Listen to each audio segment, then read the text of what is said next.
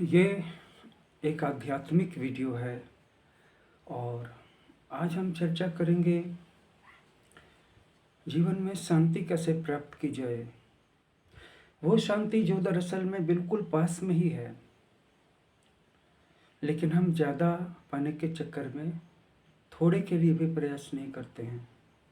जैसे deep breathing करना, तो 100 डीप ब्रीदिंग करने के चक्कर में हम 20 वाली डीप ब्रीदिंग भी नहीं कर पाते हैं और एक 6 सेट वाली डीप ब्रीदिंग है। इसमें करना कुछ नहीं है, जब भी याद पड़ जाए 6 लंबी सांसें लीजिए और छोड़िए। अभी अपने मेंटल स्टेट को देखिए, अभी कैसा लग रहा है। आप गुस्से में हैं, आप भयभीत हैं, आप नफरत में हैं, आप घृणा में हैं, आप आक्रोश में हैं। चलिए स्टार्ट करते हैं।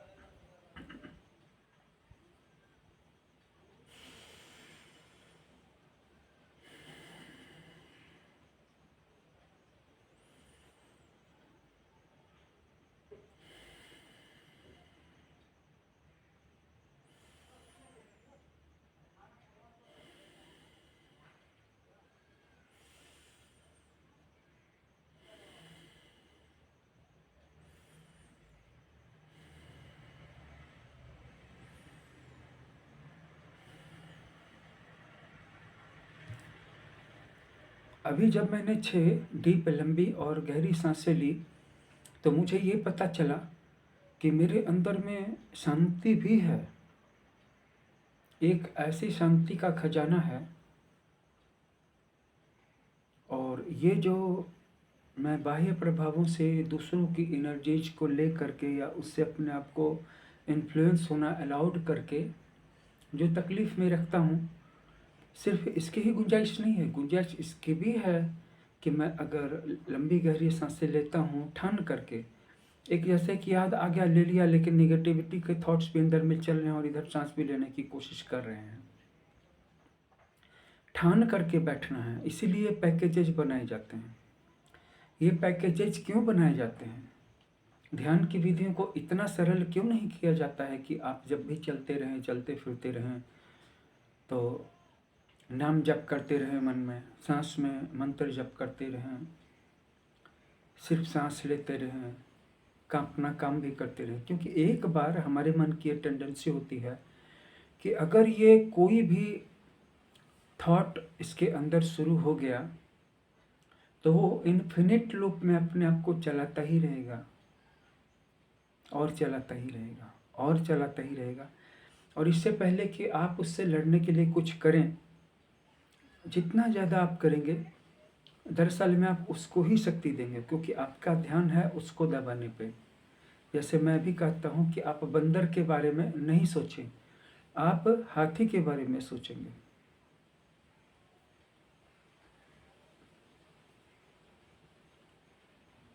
आप बताइए किस चीज़ के बारे में सोच रहे हैं? आप दोनों के बारे में सोच रहे हैं। जिस चीज़ को आप दबाना चाहेंगे वो और ज़्यादा उभरेगी। तो हमारे अंदर में ये टेंडेंसी है कि जब तक इससे स्पेशल पैकेज नहीं दिए जाए, यानी कि बदलने के लिए कुछ और करने के लिए कुछ, कोई पॉजिटिव चीज़ नहीं दी जाए, तो जो निगेटिव चीज़ है, निगेटिव प्रभाव है, निगेटिव उत्प्रेरण है, उसी को लेकर के यह काम करेगा। ये बात हमारी चेतना के साथ नहीं है, ये बात हमारी आत्मा के साथ नहीं, ये बात हमारे प्राणों के साथ नहीं है, ये बात हमारे विचारों के साथ है, मन के साथ है। एक विचार शुरू हो जाएंगे, उससे जुड़े हुए दूसरे विचार आते जाएंगे और उनसे जुड़े हुए तीसरे विचार आते जाएंगे। अगर आप अपने आप को समझते हैं कि आप लाचार हैं, तो आप लाचार की तरह ही रहेंगे। अगर आप सोचते हैं कि आपको काम करने में मन नहीं लगेगा, तो आपको मन नहीं ही लगेगा, क्योंकि ये सारा सब कुछ तो जीवनी शक्ति का खेल है।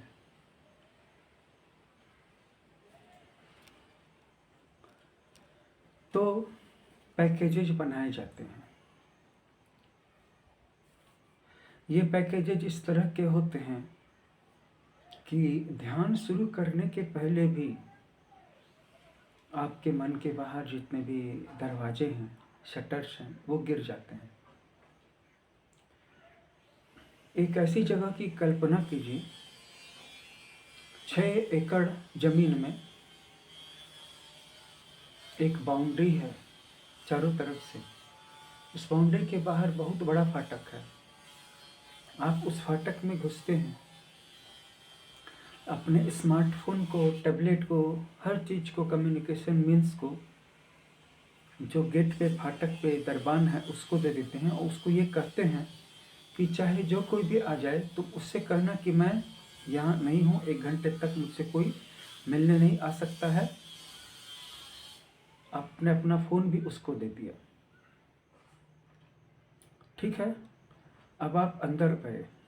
अंदर जाने के बाद लगभग 500 फुट चलने के बाद आप अपने विला तक पहुंचते हैं। उस विला का मेन फाटक खोलते हैं। ये एक बाउंड्री है, उसमें एक मेन फाटक है, बहुत बड़ा गेट है, कम से कम 20 फुट ऊंचा गेट है। इसके तालों को आप खोलते हैं, 3 ताले हैं। फिर अंदर घुसते हैं, फिर उन 3 तालों को लॉक करते हैं। उसकी चाबी लेकर के अंदर आते हैं, चाबी का बंच लेकर के। फिर आता है आपका विला। इस विले में आप फिर एक छोटी बाउंड्री है। उस बाउंड्री और इस बाउंड्री के बीच में पार्क है, बहुत सारे फ्लावर्स खिले हुए हैं और धूप में बैठने के लिए लॉन वगैरह लगा हुआ है, हरी हरी घास की गलीचे। अब आप आते हैं अंदर और विला के ठीक बाहर वाली जो आखिरी बाउंड्री है उसको खोलते हैं। ये एक छोटा सा 12 फुट का ऊंचा गेट है। आप इसको ताला लॉक, 3 लॉक्स हैं इसमें, तीनों को खोलते हैं, फिर तीनों को लगाते हैं, अंदर घुस जाते हैं। अब आप आते हैं विला की इमारत में जो मेन गेट है, इसको खोलते हैं। इसमें भी 3 गेट हैं। तीनों के बोल्ट को आप अनलॉक करते हैं, फिर आप अंदर जाते हैं और फिर चाबी के गुच्छे को लेकर अंदर घुस जाते हैं। इसके बाद फिर आप और अंदर में जाते हैं, गलियारे को पार करके अंदर वाला जो टीक लकड़ी का गेट है उसको खोलते हैं। फिर उसके बाद अंदर आपकी 2 सीढ़ियाँ लगी हुई हैं ऊपर की ओर। आप इनमें से एक सीढ़ी पे चढ़ते हैं और अंदर में जा कर के सागवान की लकड़ी का बना हुआ गेट है, बहुत ऊंचा हॉल का, गैंगवे का और पाथ का। और उस बड़े हॉल के गेट को आप खोलते हैं जो सागवान की लकड़ी का बना हुआ है। इसके अंदर आप घुस जाते हैं। इसके बाद वहाँ पे आप फिर एक और गेट को अंदर में खोलते हैं। उस गेट को खोलने के बाद एक लंबा सा पाथवे जाता है। उस पाथवे को जब आप जाते हैं, लगभग 30-40 मीटर लंबा वो पाथवे है। इसके बाद दोनों तरफ रूम्स हैं। आखिर में जब आप जाते हैं तो फिर एक और गेट को खोलते हैं। उसको खोलने के बाद आप वापस आते हैं, उसको अंदर घुस के उसको लॉक करते हैं। फिर आखिर में एक और गेट खोलते हैं तो अंदर में एक गोलाकार ओवल साइज का रूम आपको मिल जाता है, गुंबद वाला। फिर आप रूम को लॉक करते हैं। ध्यान दीजिए, इस रूम में न तो टेलीफोन है, न स्मार्टफोन है, न डंप फोन है, न लैंडलाइन फ़ोन है, न टीवी है। इस रूम में सिर्फ टेम्परेचर कंट्रोलर है, आसन है, दरी है और एक ऐसा स्पीकर है जिसमें कि वो माइक्रो एसएसडी कार्ड लगा हुआ है। ऐसा नहीं है कि आप स्क्रीन को स्क्रॉल करेंगे और मनचाहा ध्यान करेंगे, ध्यान भी पहले से सेट है। अब जो आप ध्यान करने जा रहे हैं, इस ध्यान में आप 6 मंत्रों को पढ़ेंगे।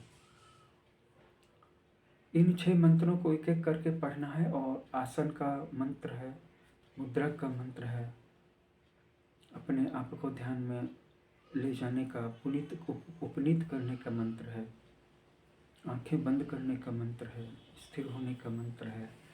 ध्यान शुरू करने के पहले मांगलिक श्लोक पढ़े जाते हैं, वो मंत्र हैं। और फिर ध्यान का संकल्प है। यहाँ भी 6 गेट अंदर हो गए। अब इन मंत्रों को पढ़ने के बाद आप ध्यान के उन 4 चरणों को करेंगे जो आपको गाइडेड मेडिटेशन में बताए जाते हैं।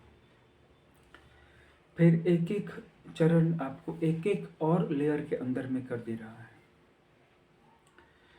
जब आप आखिर में उठते हैं और 3-4 मांगलिक श्लोकों का पाठ करते हैं, प्रक्रियागत समापन का मंत्र पढ़ते हैं, तो आप एक ऐसी दुनिया में होते हैं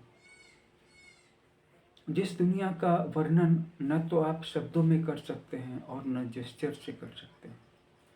यहाँ पे हुआ क्या था?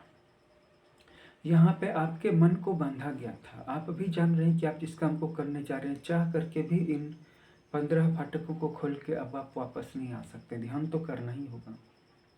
और आप अगर अपने मन पे छोड़ देंगे कि ठीक है बेटा, तुम बैठो आसन लेकर के, लो पालथी मुड़ के लगा लो, ये लो पालथी मुड़ के बैठ जाओ और मुद्रा लगा लो। तो इस तरह से मुद्रा लगा करके जब आप ध्यान पे बैठते हैं तो आप अपने मन पर सब कुछ छोड़ देते हैं। तो आपका मन ध्यान भी करेगा और अपने विचारों में भी खोया रहेगा। मतलब बाहर झांकने के लिए खिड़की खुली रखेगा, दरवाजे खुला रखेगा, स्मार्टफोन रखे रहेगा। नहीं, स्मार्टफोन भी नहीं रखना है, खिड़कियां भी बंद कर देनी है, दरवाजे भी बंद कर देना है। वेंटिलेटर रहेगा ताज़ी हवा के लिए, एग्जॉस्ट फैन चलता रहेगा। और अगर व्यवस्था है ऐसी बड़ी बड़ी खिड़कियों की तो ताज़ी हवा और प्राकृतिक प्रकाश आता रहेगा। लेकिन बाहर से कोई भी व्यक्ति जो गुजरेगा इतना नज़दीक होगा ही नहीं, और न ही कोई व्यक्ति, किसी की आवाज़ आएगी, न किसी, बहुत हद तक होगा तो चिड़िया के चहचहाने की आवाज़ आएगी, हवा के बहने की आवाज़ आएगी, पंछियों के कलरव की आवाज़ आएंगी, जो आपको डिस्टर्ब नहीं करती हैं। वो प्रकृति के साथ एक में है। प्रकृति का अपना एक वाइब्रेशन है, अपनी फ्रिक्वेंसी है, और आप ध्यान में सेट होने जा रहे हैं। तो यही वजह है कि हम अगर अपने मन को एक प्रक्रिया नहीं देते हैं तो वो क्या करेगा?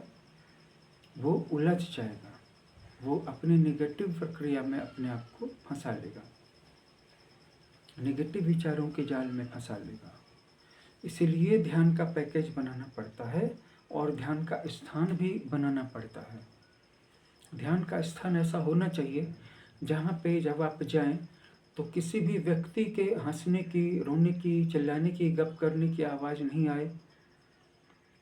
अगर बहुत दूर में गाड़ियाँ आ जा रही हैं तो वो गाड़ियाँ, उनका हॉर्न, उनकी आवाज़ आपको डिस्टर्ब नहीं करेगी। अगर उनकी आवाज़ें न आए तो और भी अच्छा है। अगर आ जा रही हैं तो उससे उतना नुकसान होने वाला नहीं है, क्योंकि उनका एक अलग रिदम है। लेकिन मनुष्यों के बोलने का रिदम अलग है, क्योंकि मनुष्य जो भी बोलते हैं आसपास में, अगर वो आवाज़ें आपके कान में पड़ गई तो वो आपके ध्यान को भटका करके उस मैटर में ले जाएंगी जो उस बातचीत का मैटर है। इसीलिए किसी भी बाहरी व्यक्ति की आवाज़ कानों में नहीं पड़नी चाहिए, उनका वाइब भी नहीं आना चाहिए। वाइब से क्या मतलब है कि हो सकता है कि आप अपने कमरे में हल्का सा पंखा चला लें, अपने स्पीकर पे कोई ऐसा म्यूजिक लगा लें जो मोनोटोनस सा म्यूजिक हो, जो इतना लाउड भी नहीं हो कि आपका ध्यान टूटे, लेकिन इतना डिम भी नहीं हो, इतना लो भी नहीं हो वॉल्यूम में कि बाहर से आने वाले लोगों की आवाज़ें भी ना रुक सके।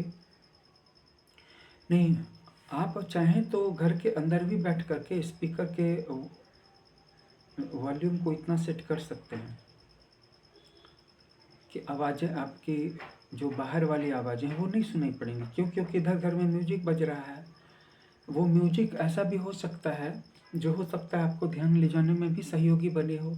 इस तरह का उसमें म्यूजिक हो सकता है, मोनोटोनस म्यूजिक हो सकता है, क्लासिकल म्यूजिक हो सकता है। लेकिन हैं तो आप फिर भी उन लोगों के वाइब के नज़दीक में ही, उनकी जो वाइब्रेशन है उसके जद में है, उसके ऑरा फील्ड में है। इसीलिए मैं कहता हूँ कि ध्यान कभी भी घर में नहीं हो सकता है। ध्यान जब भी होगा वो बाहर में होगा, घर इस बस्ती से कहीं दूर। इस बस्ती का क्या मतलब है कि जिसे लोग समझते हैं जीवन, लेकिन जो है मृत्यु की जगह, मृत्यु की क्रीड़ा है कि यहाँ पे हर कोई यही समझता है कि हम हमेशा जीवित रहने वाले हैं।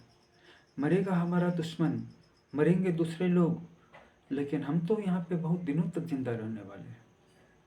लेकिन यहाँ पे प्रत्येक दिन चाहे आप सुख में फंसे हों, चाहे दुख में फंसे हों, ये सभी मृत्यु की ओर ही आपको ले जा रहे हैं। और ध्यान ही एकमात्र ऐसी चीज है जो न तो सुख में है और न दुख में है, जो सुख और दुख दोनों के पीछे भागने की मूर्ता से ऊपर उठ चुका है, जिसको इस संसार की कोई भी चीज प्राप्त नहीं करनी है, जिसको इस संसार से ही ऊपर उठ जाना है।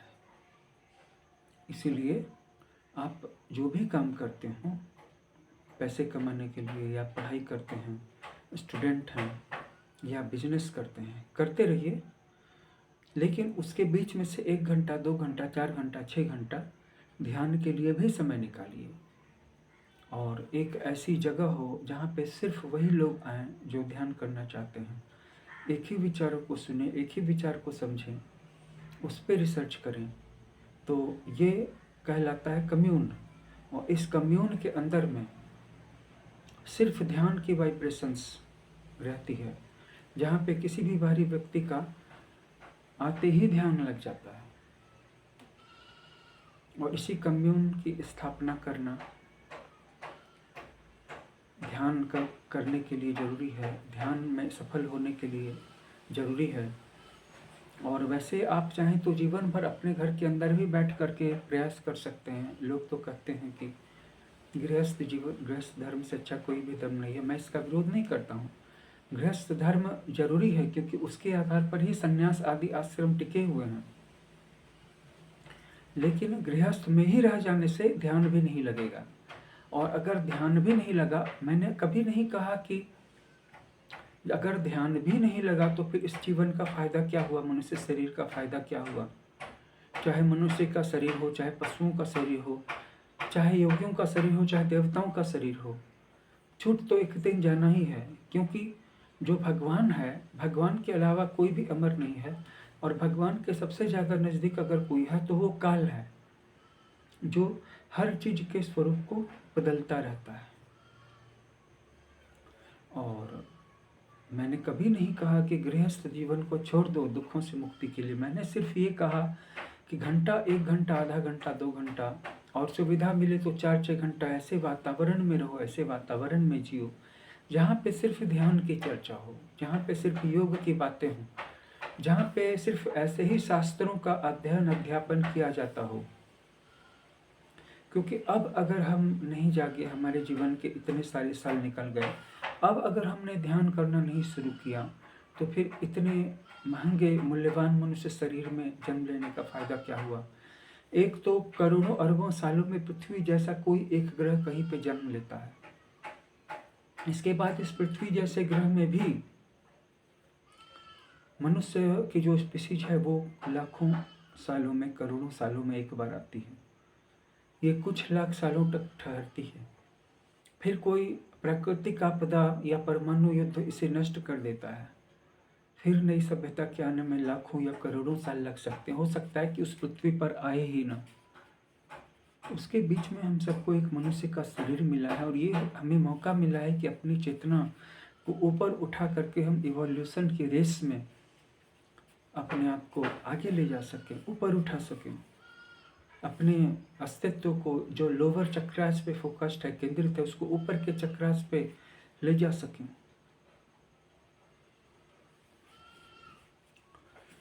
इसीलिए ध्यान को जब हम करते हैं तो ध्यान के लिए एक अनुकूल वातावरण चाहिए। घर गृहस्थी में रहना तो ठीक है, लेकिन ध्यान वहाँ पे नहीं लग सकता है। घर गृहस्थी में रहिए, कोई मना नहीं है रहने से, लेकिन जो व्यक्ति समय दे सकते हैं वे 4-6 घंटा कम्यून में भी समय दें, ताकि उनके जीवन में, उनके वाइब्रेशन में जितनी गिरावट संसार में, दुनिया में, घर परिवार के बीच में जाकर के होती है, इन 4-6 घंटों में मेकअप हो जाए और फिर वो उससे ऊपर उठ जाए। और अगर आप आधा घंटा, 1 घंटा भी समय देते हैं तो ये भी कम से कम एक बहुत बड़ा संबल है, बहुत बड़ा आश्वासन है कि आप कम से कम ध्यान की यात्रा पे चल चुके हैं। और ध्यान से बड़ा कोई सुख तो हो ही नहीं सकता है। आप चाहे 8 लाख की कार में बैठें या 20 लाख की कार में बैठें, 50 लाख की कार में बैठें या 5 करोड़ की कार में बैठें, आप चाहे 20 करोड़ के प्लेन में बैठें या 10,000 करोड़ के प्लेन में बैठें, लेकिन जो सुख ध्यान में है वो सुख वहाँ पर नहीं है।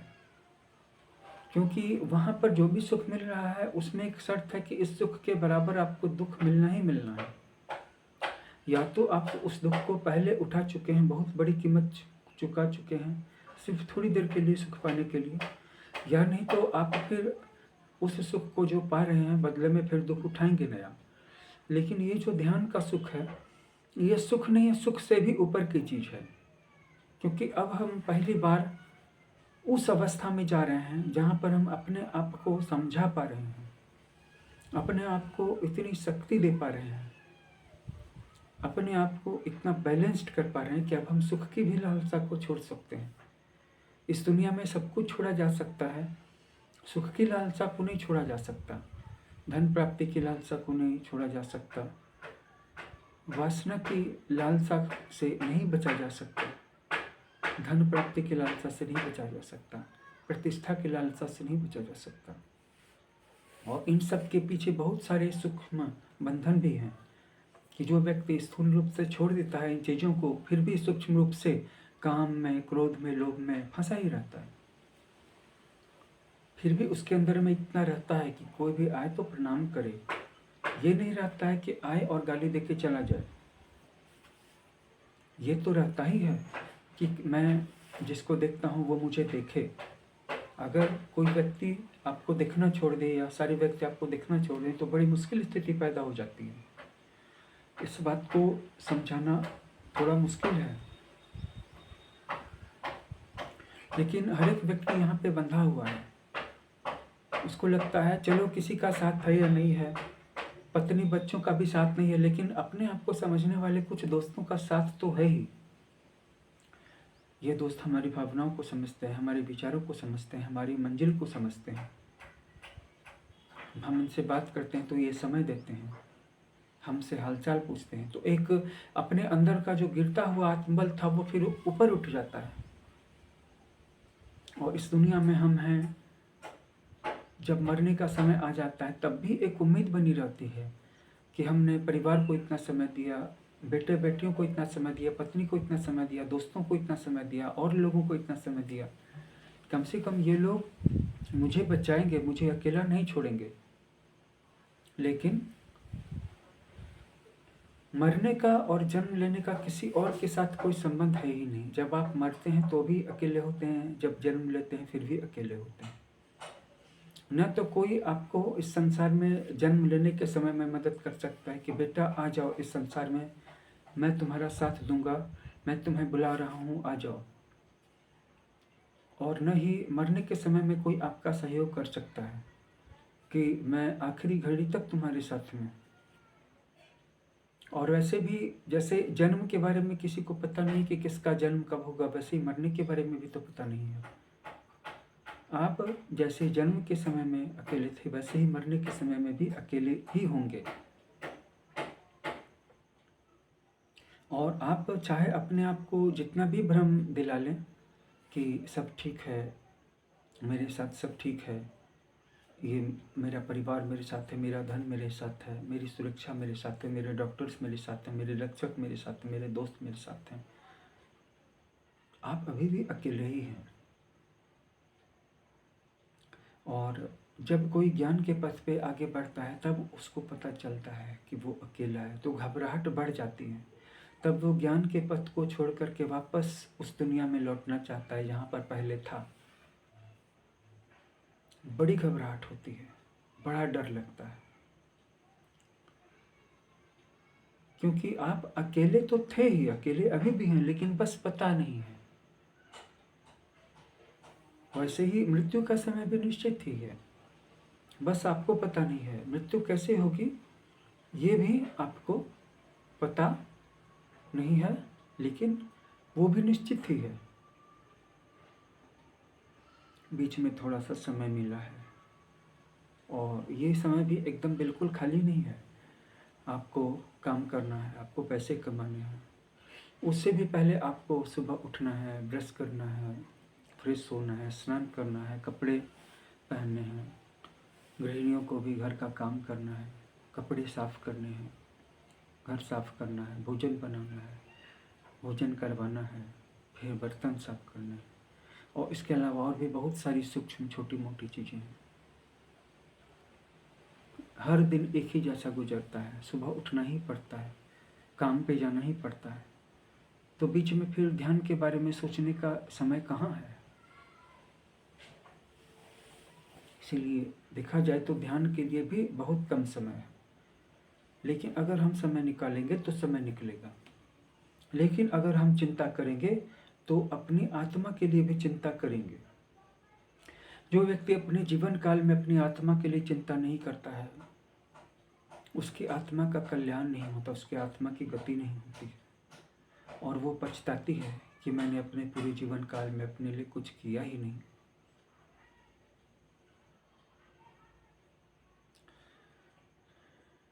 इस पछतावे से बचना बहुत ज़रूरी है। और कोई भी बड़ी चीज़, कोई भी अच्छी चीज़ समय लेती है। तो समय लेती है का मतलब कि ऐसा नहीं कि 2-4-5 साल में भी हो जाता है।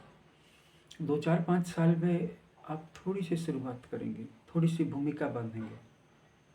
जैसे किसान लोग खेती करते हैं, तो खेती करने से पहले भी, यानी कि बीजों को रोपने से पहले, पानी पटाने से पहले भी खेतों को तैयार करना पड़ता है, उनको जोतना पड़ता है, घास फूस को, खरपतवार को हटाना पड़ता है, मिट्टी को पतला करना पड़ता है, चूर करना पड़ता है। ऐसे ही हमारे जीवन में साधना, योग और ध्यान, इनकी तैयारी करने से पहले भी हमें अपने आप को तैयार करना पड़ता है। वैराग्य और अभ्यास, ये 2 चीज़ें हैं। और 4-5 साल में तो कुछ भी नहीं हो पाता है, लेकिन फिर भी अगर तैयारी हो गई है, जैसे मान लीजिए कि आपने किसी घर के लिए पैसा बयाना दे दिया है, कुछ एडवांस दे दिया है, 20 लाख का घर है, 5 लाख दे दिया है। अगर आप उस घर को नहीं लेते हैं तो वो 5 लाख आपको नहीं मिलेंगे। अगर मिलेंगे भी तो कुछ पैसे कट जाएंगे। तो लोग घर को खरीद लेते हैं, और वैसे भी यहाँ नहीं खरीदते तो कहीं और खरीदना ही था तो खरीद लेते हैं घर। वैसे ही जब हम अपने जीवन में ध्यान की तैयारी के लिए कुछ समय दे देते हैं तो ध्यान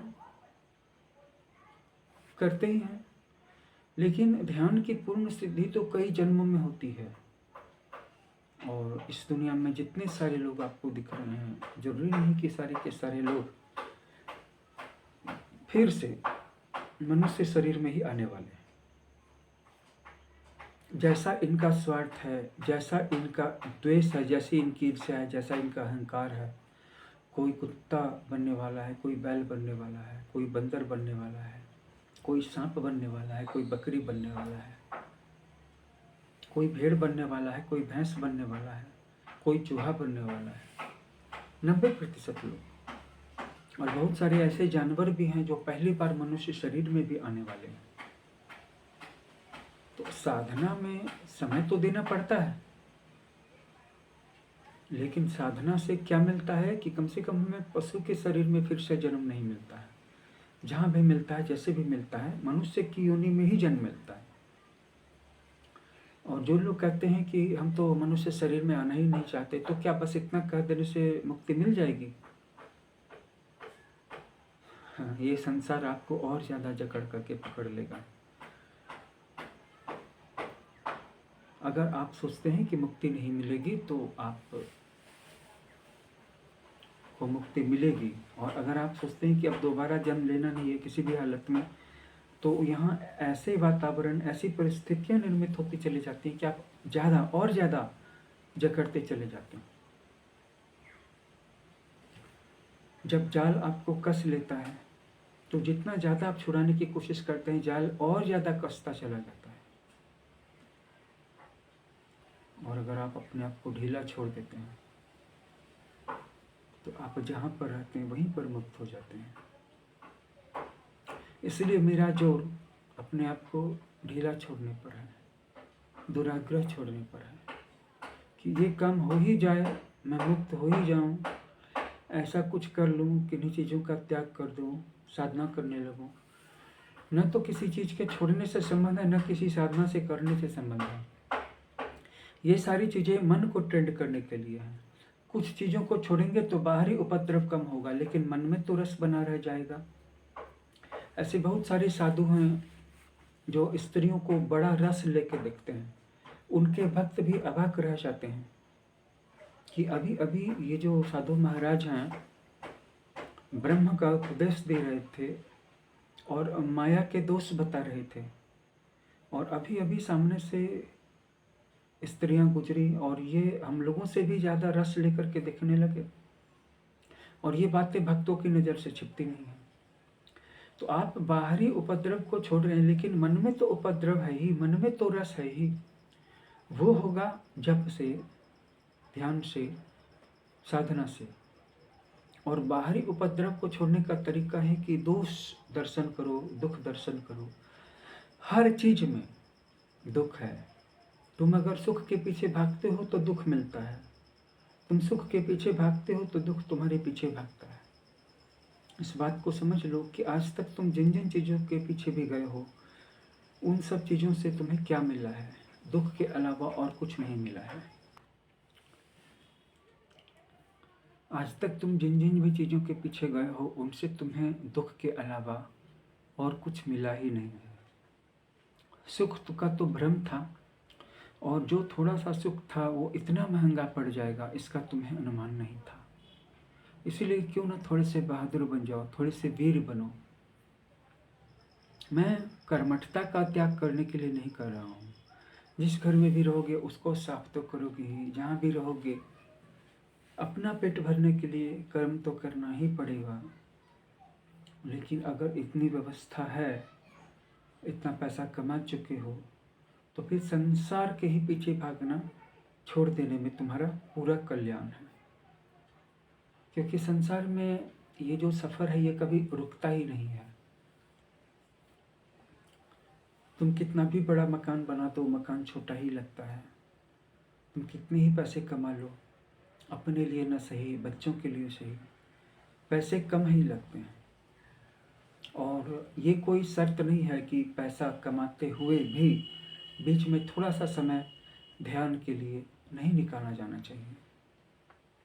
थोड़ा सा ही समय निकालो, लेकिन ध्यान रहे मंजिल क्या है और रास्ते क्या हैं, इसका ध्यान रहे।